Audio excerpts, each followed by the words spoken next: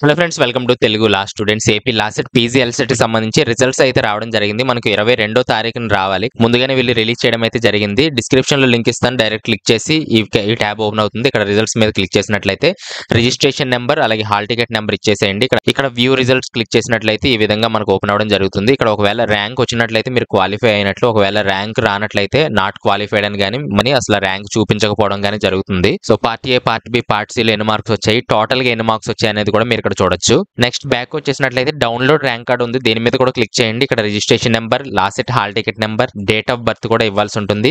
ఇక్కడ view rank card click చేసినట్లయితే ఈ విధంగా ఓపెన్ అవడం జరుగుతుంది. దీన్ని ప్రింట్ అవుట్ తీసుకోవాల్సి ఉంటుంది ర్యాంక్ కార్డు. ఇది మనం కౌన్సిలింగ్ వెళ్ళేటప్పుడు ర్యాంక్ కార్డు, హాల్ టికెట్, మిగిలిన డాక్యుమెంట్స్ అవి నెక్స్ట్ వీడియోలో చెప్తాను.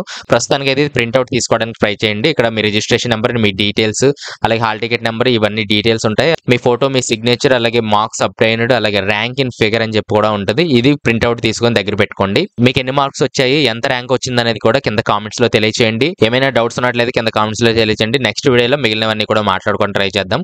Thanks for watching. నెక్స్ట్ వీడియోలో కలుస్తాను.